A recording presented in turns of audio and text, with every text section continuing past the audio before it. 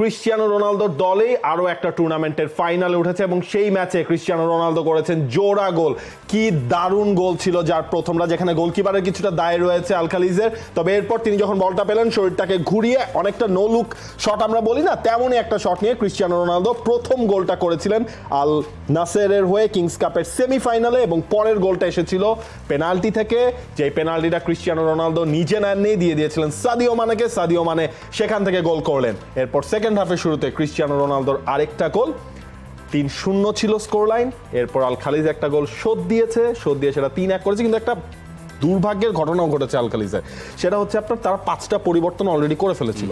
তাদের centre back তিনি হচ্ছে গিয়ে যখন 82 মিনিটে ইনজুরিতে পড়েন, 75+ মিনিটসে যখন ইনজুরিতে পড়েন, তখন তাকে উঠিয়ে নেওয়ার পর 10 জনের দল পরিণত হয়েছিল আল খালিজ। কিছু করারও নেই, কারণ তারা তাদের সব ইউজ করে ফেলেছে। তবে ক্রিশ্চিয়ানো রোনালদো 2 ম্যাচ গোল পাননি, তাকে নিয়ে নানা কথা হচ্ছিল। এর থেকে বড় মানে মোমেন্ট ক্রিশ্চিয়ানো রোনালদোর হতে পারে না, যেভাবে তিনি ফার্স্ট গোলটা করেন।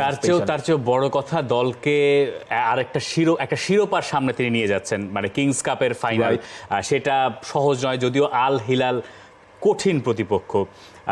এই জায়গায় রোনালদোর ওই গোলটাতেই যদি আমরা ফোকাস করি, গোলটার পুরোপুরি ম্যাচ লাইভ দেখা হয় নাই, ওই গোলটাই আসলে বারবার করে ঘুরিয়ে ঘুরিয়ে দেখা হয়েছে।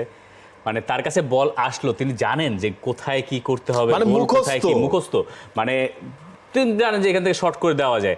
এবং এই বয়সেও একটা মানুষ আসলে এত অ্যাজাইল এবং যে কোনোভাবে মুভমেন্টের তিনি গোলকেই খুঁজে পান, এই ব্যাপারটাই আসলে অবিশ্বাস্য। মানে এখনো পর্যন্ত আমরা প্রতি সপ্তাহে এখনও মেসি রোনালদোদের কাছ থেকে এই অবিশ্বাস্য কিছু জিনিসপত্র প্রায় সময় দেখে যাচ্ছে। দেখেন ক্রিশ্চিয়ানো রোনালদোর ওই বাইসাইকেল কিকের গোলটা ছিল না, কালকেরটা দেখে না অনেকটা হচ্ছে গিয়ে তেমন একটা স্মৃতিটাই আসলে মনে হয়েছে। মানে বডি রিফ্লেকশন এত সুপার কুল ছিল। ক্রিশ্চিয়ানো রোনালদো আসলে সেই কাজটাই করেছেন এবং তার দলকে নিয়ে গেছেন কিংস কাপের ফাইনালে, যেখানে আল হিলাল তাদের মুখোমুখি হবে তারা 31 মে। এবং আল হিলাল আল নাসের সৌদি আরবের ডার্বি আসলে এটাকে বলা যায়। সৌদি আরবের ডার্বি, এবং ওই ম্যাচটা আসলে খুবই জমজমাট।